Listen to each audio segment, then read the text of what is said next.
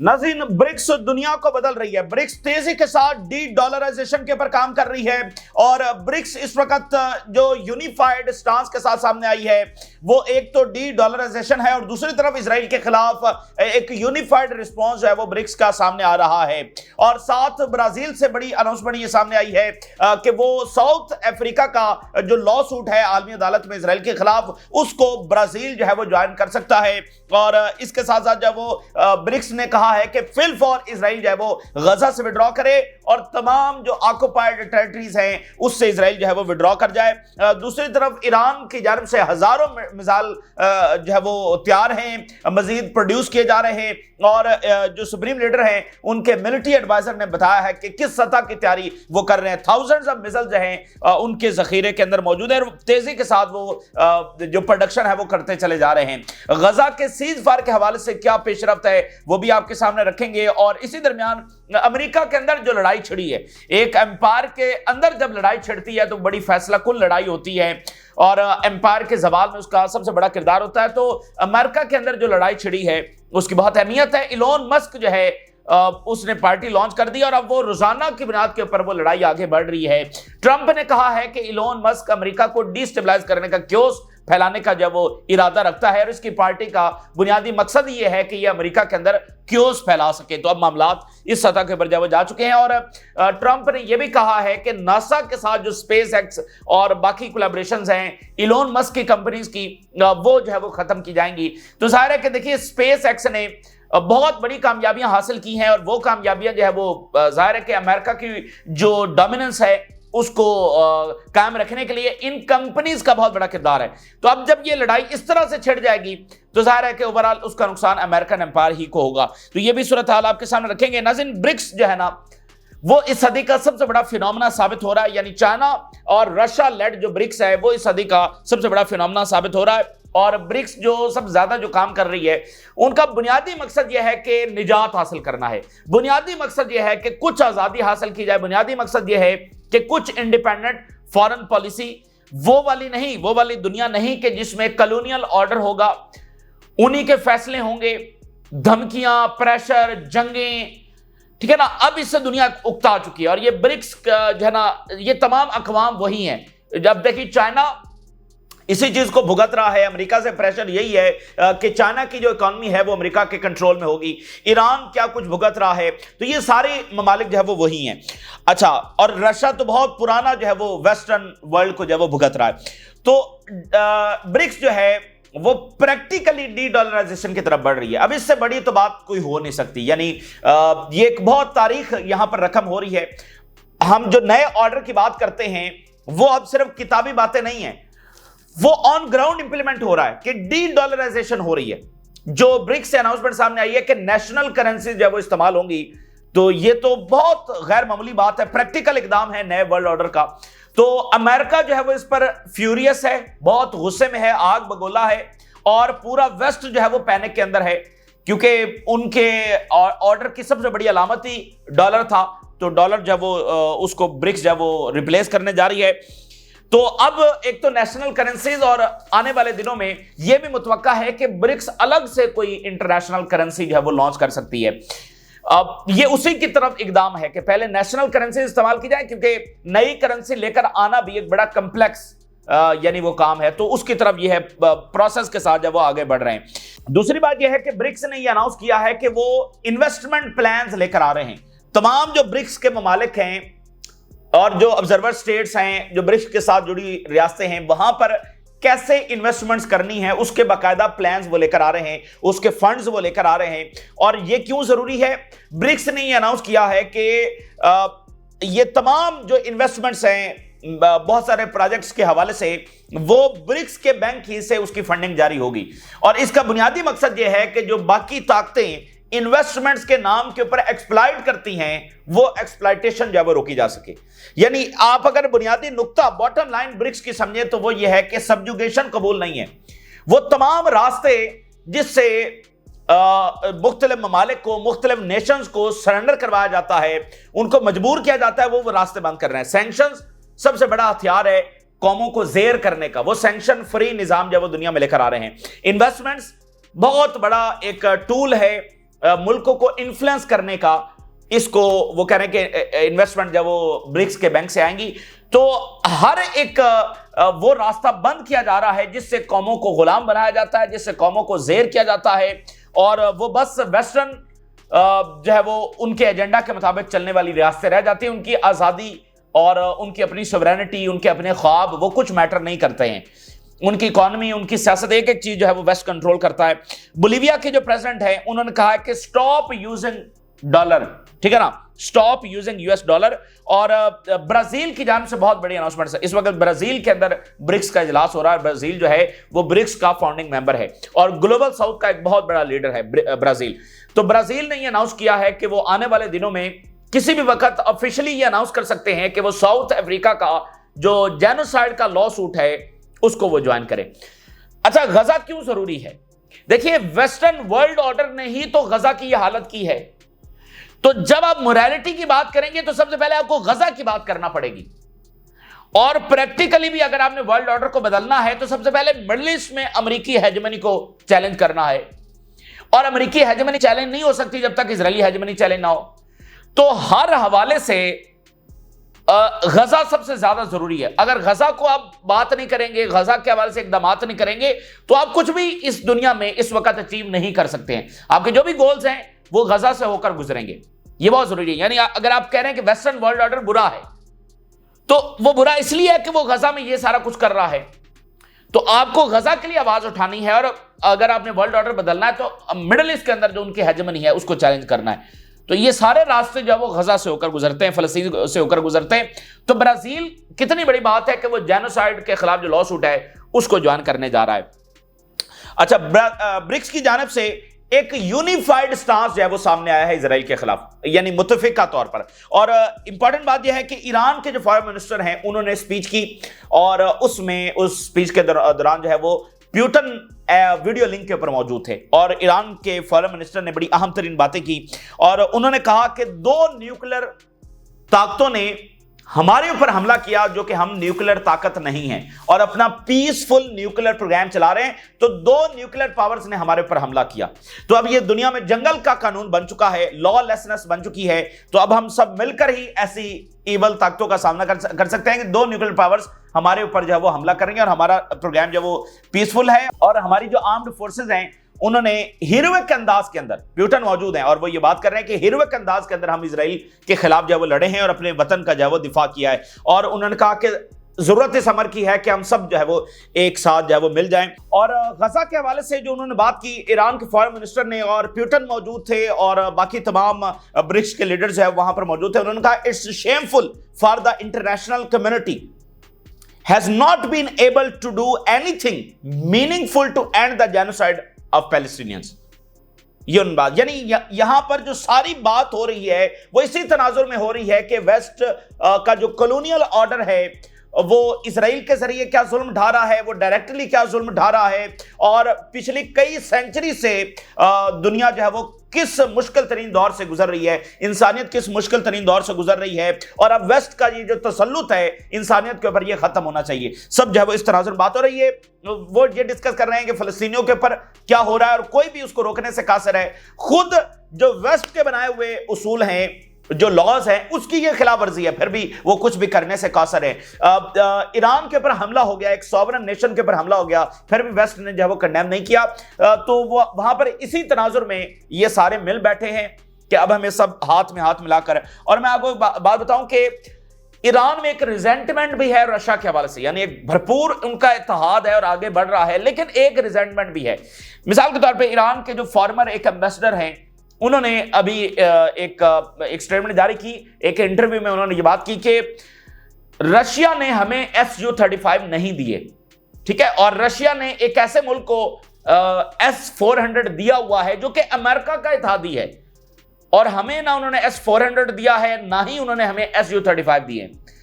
यानी इत्तेहाद, comprehensive strategic partnership, और Russia और ईरान जो है वो इस वक्त हाईएस्ट सतह के ऊपर है अपने अलायंस के हवाले से और आगे बढ़ रहे हैं। लेकिन फिर भी एक रिजेंटमेंट है एक तबके की जानिब से और मेरे ख्याल से ये ड्यू आर्गुमेंट है कि रशिया की जानिब से Su-35 ईरान को नहीं दिए गए।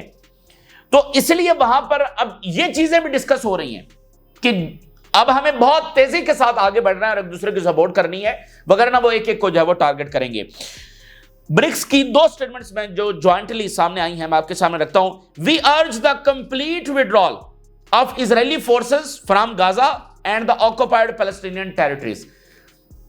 बड़ी इंपॉर्टेंट बात है, ना सिर्फ गजा से बल्कि वेस्ट बैंक से, बल्कि तमाम एरिया से जहां पर इजराइल ने ऑक्युपाई कर रखा है वहां से विड्रॉ किया जाए। ठीक है ना, ये ब्रिक्स की स्टेटमेंट आई है कि इजराइल विड्रॉ करे गजा से और तमाम ऑक्युपाइड टेरिटरी से, और यही बात उन्होंने सीरिया के हवाले से की है। We condemn all violations of international humanitarian law and the use of starvation as means of warfare in Gaza. BRICS यानी कि इस बात को रिकॉग्नाइज कर रही है कि इजराइल जो है वो एड को एज अ वेपन इस्तेमाल कर रहा है। तो ये बड़ा सख्त तरीन स्टांस है जो ब्रिक्स की जानिब, यानी दुनिया में कोई तो एक ऐसा फोरम इमर्ज कर चुका है और ब्रिक्स 40% दुनिया को रिप्रेजेंट करता है। ठीक है ना, 40% दुनिया को रिप्रेजेंट करता है और उनका बयानिया क्या है कि इजराइल गजा से विड्रॉ करे। तो देखिए, दुनिया जब बदलेगी, जब उनका इक्तदार बदलेगा, तो इस तरह से इजराइल कंटिन्यू नहीं रख सकता, इस तरह से बदमाशी। और जो ईरान ने जो रिस्पांस किया है उसने इजराइल की जो ताकत का मिथ है आखिरकार उसको भी तोड़ दिया है, और गजा में भी वो जीत नहीं सके हैं, बल्कि हमास वहां पर मौजूद है और 40,000 फाइटर्स के साथ मौजूद है। तो दुनिया में जब इक्तदार बदल रहा है, बहुत सारी चीजें बदल रही हैं और उनकी आर्मी ऑलरेडी एक्सपोज हो चुकी है। अच्छा, अब नेतन्याहू जो है वो लैंड कर चुका है वॉशिंगटन के अंदर और अपनी बेगम के साथ हैंड्स इन हैंड्स और मुस्कुराता हुआ वो पहले जहाज पे जब सवार हो रहा था इजराइल से, तो भी ये जो वेस्टर्न लीडर्स है ना, खासकर अमेरिका, तो वो यानी कि एयरपोर्ट के ऊपर ही मीडिया से गुफ्तगू करते हैं, तो इजरायली भी वैसे ही करते हैं। ठीक है ना, मतलब ये हर अंदाज में उनको कॉपी करते हैं कि देखें हम तो आप में से ही हैं। फिर ये वाशिंगटन में उतरा है, बीवी का हाथ जब वो हाथ में है, ये टैक्टिक्स होते हैं कि दिखाने के लिए कि भाई देखें हम तो कितने तहजीब वाले हैं, हम तो कितने दर्द दिल रखने वाले हैं, और हम आप देखिए हम तो औरतों से प्यार करने वाले हैं, बड़े फैमिली लवर हैं, तो हम बच्चों को कैसे मार सकते हैं, हम कैसे जेनोसाइड कर सकते हैं। देखिए हम आप जैसे कपड़े पहनते हैं, और जैसे वेस्टर्न लीडर जो है वो आपने देखा ना, जब वो जहाज से उतर रहे होते हैं तो फर्स्ट लेडी उनके साथ होती है, तो वो उसी तरह फर्स्ट लेडी को जनाब हाथ में हाथ डाले और मुस्कुराते हुए जनाब उतर रहा है। तो ये एक अपना वो काला स्याह शैतानी चेहरा छुपाने की कोशिश है कि देखिए हम भला जेनोसाइड कर सकते हैं। तो बर्किनो फासो के जो इस वक्त प्रेसिडेंट हैं, उन्होंने ये कहा कि तुम 1000 किलोमीटर दूर से बैठकर ड्रोन्स के जरिए एक बटन दबाकर you killed our children and go home and play with your childrens. तुम हजारों किलोमीटर दूर से बैठकर एक बटन दबाकर हमारे बच्चों को मारते हो और फिर घर जाते हो और अपने बच्चों के साथ खेलते हो। तो ये इसी किस्म की बात है। तो ये मतलब टैक्टिक्स हैं, ठीक है ना, इस बात को छुपाने के लिए। लेकिन अमेरिका समझ रहा है, वहां के लोग और यूरोप के लोग, और उसका सबसे बड़ा मुजाहरा जो है वो हम देख रहे हैं न्यूयॉर्क के अंदर। अच्छा, स्टीव विटकॉफ के साथ नेतन्याहू की मुलाकात हुई और कुछ देर में ट्रंप के साथ मुलाकात होगी और सीजफायर के हवाले से मुख्तलिफ बातें चल रही हैं। स्टीव विटकॉफ की स्टेटमेंट आई है कि डील प्रोग्रेस में है, बहुत जल्द हो सकती है। ट्रंप ने स्टेटमेंट जारी की है कि वी आर वेरी क्लोज के डील तक हम पहुंच सकते हैं, और इजरायली मीडिया ने कहा कि अगले 24 घंटों के अंदर कोई डील हो सकती है। तो इस तरह की बातें चल रही हैं। हम देखेंगे कि क्या होता है। असल बात यह है कि क्या वो परमानेंट पीस के लिए तैयार हो गए हैं, तो ऐसी तो कोई बात नहीं है। तो कौन से नए शैतानी मंसूबे वो बना रहे हैं, बहरहाल ये देखना होगा। और न्यूयॉर्क के जो मेयर के कैंडिडेट हैं जोहरान ममदानी, उन्होंने जब ये पहुंचा है तो उन्होंने जो ट्वीट किया है, उन्होंने कहा just because you do not watching doesn't mean the baby stop dying, do not forget about the Palestinians. तो ये जब वहां पर लैंड किया है तो जोहरान ममदानी ने ये ट्वीट किया। अच्छा, इजराइल का जो एजुकेशन मिनिस्टर है उसका एक स्टेटमेंट बड़ा इंपॉर्टेंट है।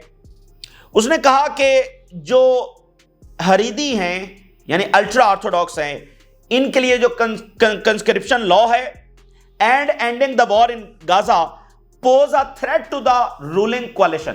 यानी अब इजरायली कैबिनेट खुद इस बात को मान रही है अलल ऐलान कि अगर हमने गजा में जंग रोकी तो हमारी गवर्नमेंट गिर जाएगी।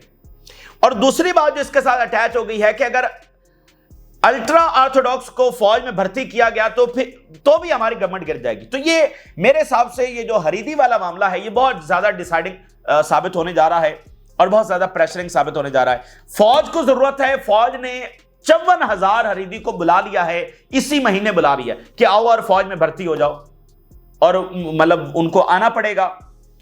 तो नेतन्याहू जो है वो इसको अफोर्ड नहीं कर सकता। तो फौज की उधर शदीद कमी है, फौज इनको अल्ट्रा ऑर्थोडॉक्स को बुला रही है, इजरायली कैबिनेट कह रही है कि अगर इनको बुलाया गया तो हमारी गवर्नमेंट गिर जाएगी। तो बहरहाल ये एक बहुत बड़ा प्रेशर होगा और नेतन्याहू के ऊपर इसका शदीद प्रेशर होगा कि वो अब ये जंग रोके, ठीक है ना, और कोई और रास्ता ले, मिसाल के तौर नॉर्मलाइजेशन की बातें हों, कोई इस तरह का कोई वो रास्ता ले सकता है, क्योंकि प्रेशर ये रियल प्रेशर है।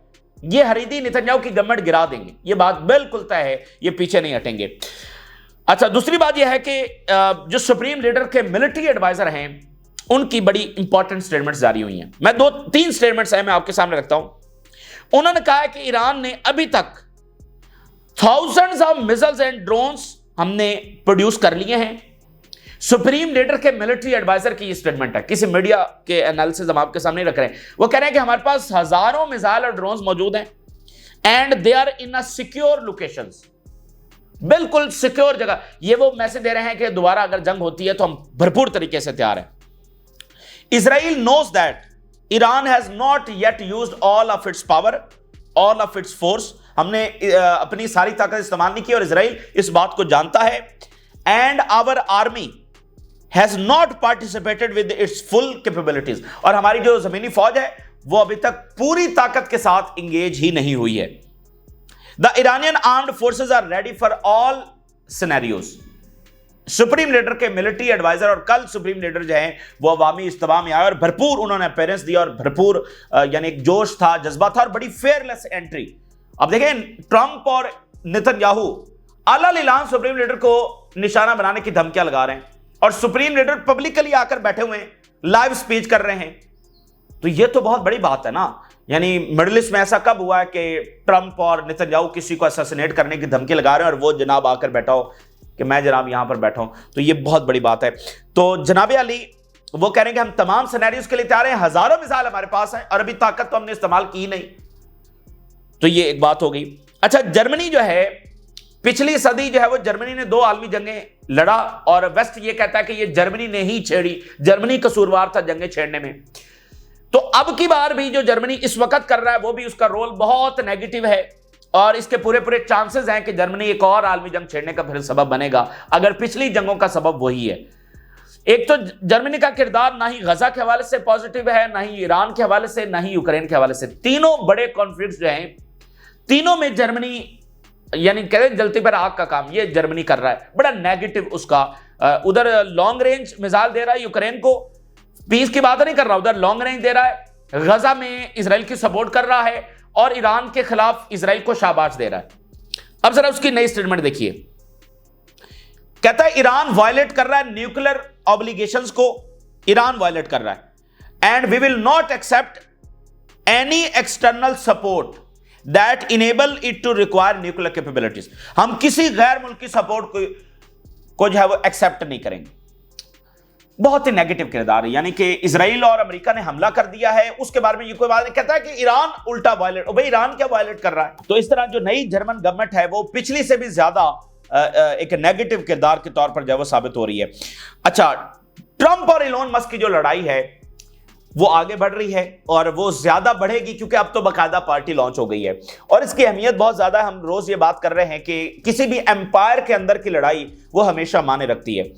रोम की जो सल्तनत है वो भी अंदरूनी इख्तलाफात की वजह से और अंदरूनी जंग की वजह से कोलैप्स हुई थी। बाकी भी बहुत सारी ऐसी एम्पायर्स हैं। अब जनाब ट्रंप ने इलोन मस्क को निशाने पर लिया और इलोन मस्क ने ट्रंप को निशाने पर लिया हुआ है। Trump slams Elon Musk plan for new party as off the rails. Trump कह रहा है कि इलोन मस्क पागल हो चुका है, वो पटड़ी से उतर चुका है, वो जनाब जो है ना बड़े गलत रास्ते के ऊपर है और कह रहा है कि आई एम सैडेंड, मैं बड़ा सैड हूं to watch Elon Musk completely off the rails. ये बिल्कुल पटड़ी से उतर गया ये बंदा, essentially becoming a train wreck, और इसकी ट्रेन हादसे का शिकार होगी, यानी ये तबाह बर्बाद होगा। और he even wants to start a third political party. Trump ने कहा कि ये तीसरी पार्टी लेकर आना चाहता है, even though they have never succeeded in the United states. इसके बावजूद कि अमेरिका में तीसरी पार्टी कभी कामयाब नहीं हुई। अच्छा, ये बड़ी इंपॉर्टेंट बात है कि इलोन मस्क जैसा बंदा, उसने कभी ऐसी पार्टी लॉन्च नहीं की, यानी इतना ताकतवर तरीन शख्स, और उसके पास एक मीडियम है कम्युनिकेशन का, पब्लिक को इन्फ्लुएंस करने का, ट्विटर। इससे पहले तो ट्विटर किसी के पास एग्जिस्ट नहीं करता था, या ऐसा मीडियम कि वो इतनी बड़ी पब्लिक को इन्फ्लुएंस कर सके। तो इलोन मस्क कुछ भी ना करे, वो सिर्फ रिपब्लिकन पार्टी और डेमोक्रेट्स को, यानी उनकी कैलकुलेशंस को उलटफेर कर दे, यानी एक तीसरा प्रेशर ग्रुप के तौर पर भी अगर वो इमर्ज कर गया तो ये अमेरिकी सियासत में बहुत बड़ा भूचाल होगा। और वो आ चुका है, ऑलरेडी वो भूचाल आ चुका है। The one thing third parties are good for is creation of complete and total disruption and chaos. तीसरी पार्टी क्या करेगी? डिसरप्शन करेगी और क्योस करेगी, यानी ये मुल्क को जो है वो तबाही की तरफ और नुकसान की तरफ लेकर जा रहा है। ये ट्रंप ने जो है वो इलोन मस्क को ये डिक्लेयर कर दिया कि ये मुल्क को क्योस की तरफ धकेल रहा है, मुल्क का नुकसान कर रहा है ये तीसरी पार्टी लेकर आकर। और फिर उसने कहा कि इलोन की जो कंपनीज हैं और खासकर जो स्पेस एक्स है, ये नासा के साथ जो कोलैबोरेशन कर रही है, इसको भी रिव्यू होना चाहिए। और इसकी जो बाकी कंपनीज हैं वो गवर्नमेंट के जो कॉन्ट्रैक्ट्स उसको मिल रहे हैं, उसको भी रिव्यू होना चाहिए। तो ये एक ऐलान जंग है जो ट्रंप की जानिब से किया गया। जाहिर है कि ट्रंप बरह रास्त इलोन मस्क के मफादात के ऊपर यानी कि हिट कर रहा है, तो इलोन मस्क ज़ाहिर है ट्रंप को, तो ये लड़ाई बहरहाल अंदर आगे बढ़ेगी और ट्रंप की रिप्यूट गजा और इन जंगों की वजह से और मुतासर होगी। इलोन मस्क ज़ाहिर है कि इस बात को आगे बढ़ाएंगे। अमेरिका देखिए, अमेरिकन सोसाइटी कहां खड़ी है? वहां जहां पर न्यूयॉर्क का इलेक्शन हो रहा है। Working class, middle class, no foreign wars, no Israel support, ये अमेरिकन सोसाइटी वहां पर खड़ी हुई है। तो जो जो अमेरिका में इस बात को, इस सेंटिमेंट को जाकर एड्रेस करेगा, वहां उसके साथ खड़े होंगे। तो सारे आने वाले दिनों में ये बात वहां पर बहुत शिद्दत के साथ आगे बढ़ेगी कि ट्रंप जंगों को रोकने का नारा लगाकर आया था और अब ये जंगें छेड़ रहा है। तो इलोन मस्क सबसे ज्यादा इसी बात को वहां पर आगे बढ़ाने जा रहे हैं। तो ये इस वक्त की ताजा तरीन सूरत हाल है जो आपके साथ शेयर किया। आपने राज रोगा करें इजाजत, अल्लाह हाफिज।